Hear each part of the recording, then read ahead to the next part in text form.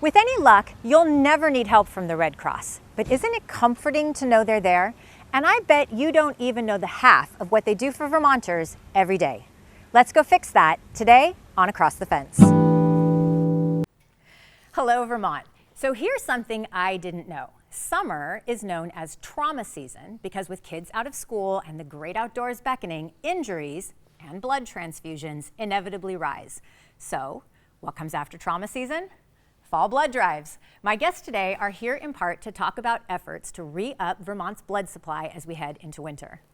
Sarah Levna is the Executive Director of the American Red Cross in Vermont, and Dan Dowling is the Communications Manager for the American Red Cross of Northern New England. Sarah and Dan, welcome. Thank you. It's a pleasure to have both of you here. Great to be here. All right, so the Red Cross does so much for Vermont, and we're going to get to all that, but let's start off talking about these blood drives and blood donations. Here is something else that I did not know. It's going to be a theme of the show. There's a difference when we're talking about blood donation between blood and platelets. So what's the difference, Dan? Sure. Across the state of Vermont, Vermonters have rolled up their sleeves last year, donated 30,000 blood products. Wow. Across the states, and that includes blood and platelets. We had 1,200 blood drives across Vermont, so Vermonters are able to access blood drives where they live. But for people who donate platelets, it's a little bit different. We donate those at the blood center in Burlington. Yeah, that 1,200 figure is absolutely astounding to me. And you say that this is because we're rolling out and you can meet people wherever they are. These blood drives are happening in locations in people's local community. Like where might a blood donation drive be held? Sure. I mean, lots of time this time of year we're in high schools, we're in colleges, and then the normal places. You know, like St. Albans is a great place with donations happening now. Rutland is a great hub of donors, and so we go to where the donors are. Donors are able to find blood drives relatively easy, and then donate on a regular basis. So, in terms of like what the different blood products are, so I'm going to get a little medical here for a moment. What is the difference between, like, how is blood used and how are platelets used? What's the difference there? Sure. I mean, blood is what you would normally associate with a blood donation, right? Yeah. It takes about an hour to do, and that is used for trauma, like you said, and other treatments and things like that. Platelets are the clotting factors in your blood that help you heal from injuries and things like that. They're used for cancer treatment, other types of trauma, transplants. I spoke to a gentleman not that long ago. He had a double lung transplant, and he said, I needed the lungs, but without the blood and the platelets, it wouldn't have mattered. Yeah. And it's those types of things when we don't realize, you know, for emergencies, we need to have blood on the shelves. Yeah, well, that was going to be my question, is do we need more of more of one than the other? But it sounds like the need for both is pretty high. Absolutely. I mean, in Vermont, we use about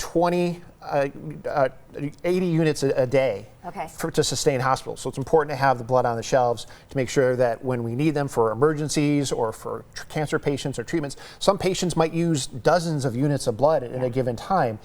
So to make sure that, Vermonters need 80 units every day, including holidays, including weekends. We need to make sure that those blood drives continue to go and Vermonters are still donating blood. I might be asking the question that people might be thinking of. How much blood is in a unit of blood? It's one pint. It's 1 pint. So you go to donate, it comes in a bag, looks like this, and so that's basically a unit of blood. Okay. And platelets are similar, but the process for that is a little bit different. Yeah, tell us about that process. Yeah, well, when you donate blood, you go to these blood drives and you'll get a needle in the arm like you would normally expect, and it takes about an hour or so. The platelet donation process is a little bit different. You're actually connected to two different needles, and they'll take blood out of your body. They'll go through this machine. It'll separate the platelets from the whole blood and then pump the rest back into your arm. Wow. Process takes about 2.5 to 3 hours, which is why platelet donation is so important. It's also the reason why it sounds like all blood donors are heroes. Absolutely. Because that's a real time commitment to come in and spend that much time in order to make that valuable donation. My husband is one of these people who faints literally at the sign of a needle. How do you deal with people who have they're squeamish, or truly sometimes it's just a physiological reaction to needles or blood donation? How do you deal with those people? in this setting? I mean, blood donation isn't for everyone, that's for sure. And for those who are a little squeamish about donating blood, organize a blood drive. Volunteer. There are many ways that the Red Cross can ways to get involved. Have you get involved, and we certainly accommodate everyone. Okay. Also, our team is really great about working with people who are squeamish. Absolutely. So they're good about calming people down, making sure that they notice when there's a problem after to make sure they're being taken care of. So they're a great team. I have been in a blood donation center here in Burlington with my daughter when she was blood donating. She gets a little woozy afterwards, and they were immediately very attentive. You get some sweets, you get a little sugar in there. We have lots of snacks. Yeah. And then, okay, so now who can donate? Who is eligible? Are there anybody who is restricted from donating? Sure. I mean, there's certain height and weight requirements and medical requirements as well. Certain medications that you're not able to take, certain countries, that you can't travel to. But we have a health screening before every blood donation. And you can go, and they'll take your blood pressure, they'll take your iron levels. We always recommend that people drink plenty of water before their donation, eat a good breakfast, get a good night's sleep, so you're in best condition possible to be there. And anyone who has questions, particularly about their medical conditions, whether they qualify or not, can go to our website, can call our number 1-800-RED-CROSS and ask someone who knows about that. I actually spent some time on the Red Cross website looking at all the information on blood donation, and it's kind of fascinating. You can also, you can play around, you can learn more about your blood type, you can learn more about the antigens, you can learn the difference between positive and negatives. It's also a great educational resource for anybody who wants to know more. At this time of year, how are our supplies looking in Vermont? There's always a need for blood. And Red Cross is a nationwide supplier of blood. So the blood goes to where it needs to go. Vermonters have been resilient in responding to the blood drives and being there. Right now, I will say that we probably need platelets.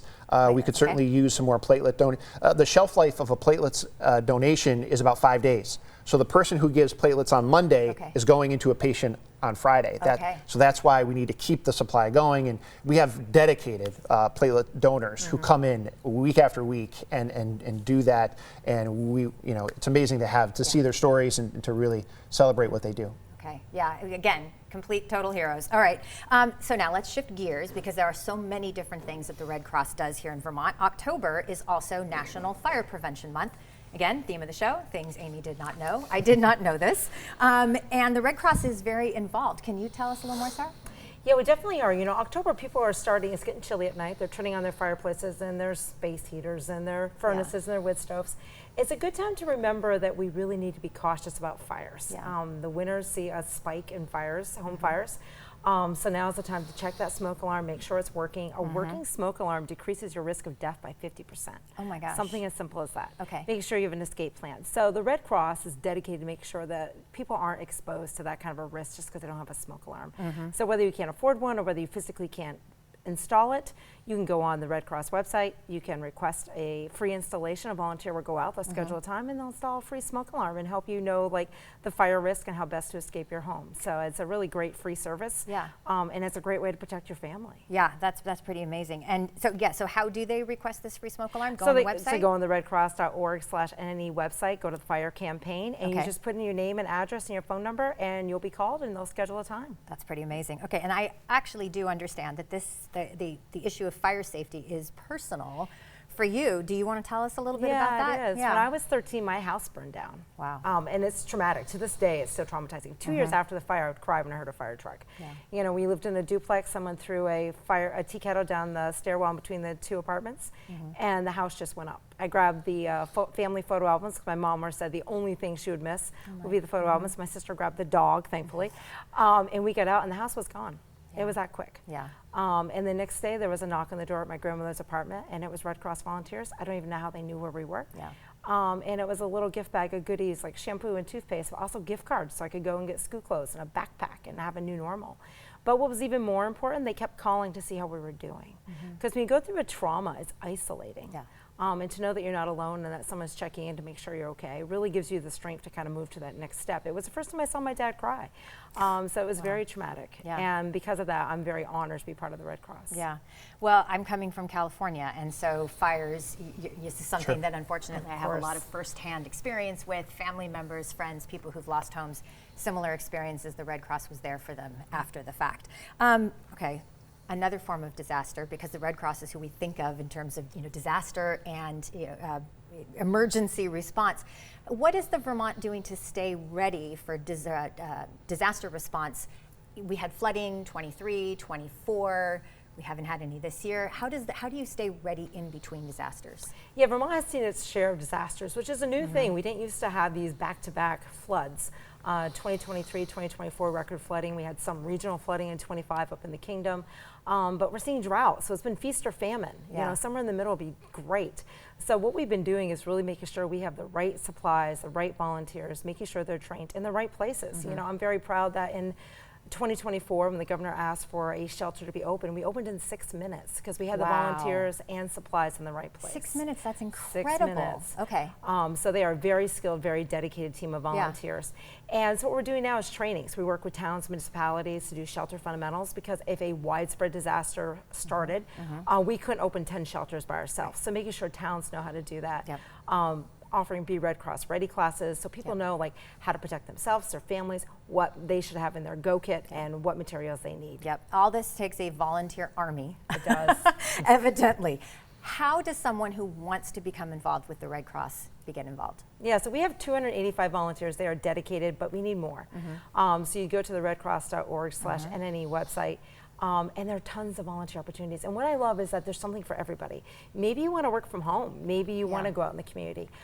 You could be checking in people at a blood drive. You could be doing casework to follow up on people who've gone through a fire. You could be doing education and outreach. Or you could be the person who's responding in the middle of the night when there's a fire or a disaster in your community.